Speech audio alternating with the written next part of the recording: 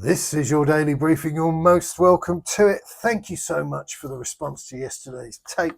It means a lot because the only reason I do this is because I enjoy it. It's as straightforward as that. I'm a very selfish guy.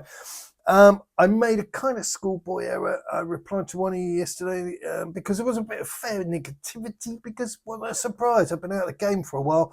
You want me to talk about Tottenham? Yeah, leave me.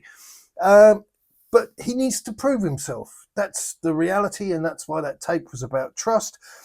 But I did say to one of you, we're going to do some analysis of the new signings and the impact on the squad, and because obviously we can't ignore we're top of the table, but it's about that awful buzzword of this age, sustainability, because I don't want to say to everybody, yeah, we were brilliant in October. I want to finish at the top of the table. I always have wanted to finish at the top of the table. So that's my shtick. You know, it's not, oh, no, he's a nasty man that owns the company. It's not about that. It's about winning. It's about achieving. That's the metric. And I'm going to come back and maybe kind of close on that. So I made a kind of schoolboy error and said to one guy, I said, yeah, we're going to go through all these players. Well, I can't do that the next day. It needs to be done right. It needs to be so that the data is contextualised, opposed to people shouting 77 passing rate. Nobody cares about that. I mean, Micky Van de Ven, I mean, goodness me, against Luton, a really frenetic game, awkward opponent, awkward as hell. He dropped 3 passes. 3 balls didn't go to a Tottenham player. Just extraordinary. You use phrases like, you know, Rolls Royce, doesn't even encapsulate it. The guy is quality. So, like I say, I'm going to go away, do a little bit of homework. I'll come back to you. We don't play Chelsea till next Monday, I think it is, next week. So in the interim, where are we? We're catching the eyes where we are. Aunty Wenger has wandered into the debate and he says, I like always to say what I feel really deeply. I believe Tottenham will be one of the contenders for the title. They bought James Maddison, who is a great player. He is the link from low midfield to high midfield and added some technical creativity to the team. They bought Micky Van de Ven, I just mentioned there, who I find absolutely exceptional. So it's not just you and me. They had weaknesses there, and last season Lloris had not the best of seasons as well. And at the moment, the movement from Son into the middle looks very good. Absolutely right. Now, here's a little bit of salt to that, but you can't really argue with this guy either. His name is Pep Guardiola. He's also pointed out that, you know, maybe it's not all plain sailing. Look at Spurs now, he says. How good they are playing 1 game a week. They have to be fresh all of the season. They are out of the Carabao Cup, and so Spurs will be there for sure, definitely. With the quality that they have, always they have had the quality, and now with the manager right now. So he's just echoing what I've been saying all season long. Yeah, fantastic. Plenty of it, more please. But how are you going to ensure that? And as I say, I'm not an unreasonable man. January, we need to see something. Because squad depth is going to be what really separates the boys from the men.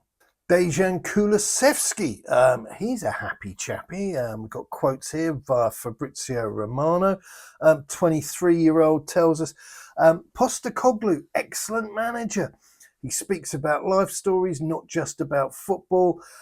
It was clear already in pre-season training sessions under Ange are funny, and we work a lot with the ball, we press a lot, but also we learn from him. We're really enjoying it.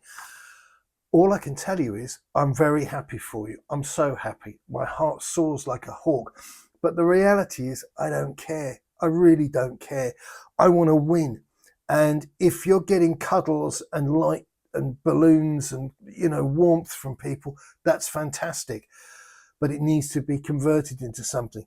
Simply clinging on, and there's this mantra within the fan base, you know it's there. Oh, he was a horrible person. Oh, he's so nasty. Oh, this man's lovely. This is the thinking of incels, and we mustn't go down that path. I think Ange is immensely personable. I like his press conferences. I like his lack of willingness to, you know, join in with the numpties. Oh, you like podcasts? No, mate. Just ask me a question, okay?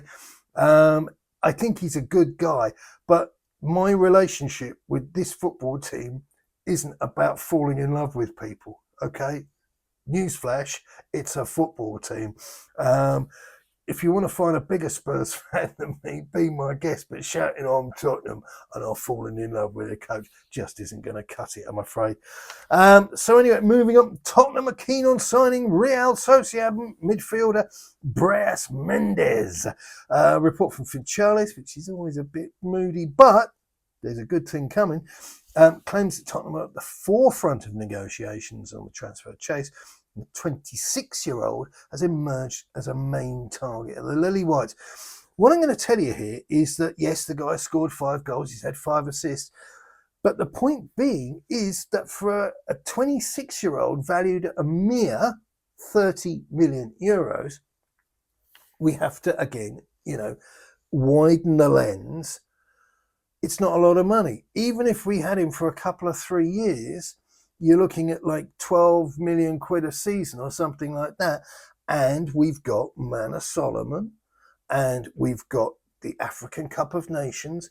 There's all this stuff. And if we could drop somebody who has got some creative prowess into this team, I don't think that's a bad thing. And I don't think this guy's expensive.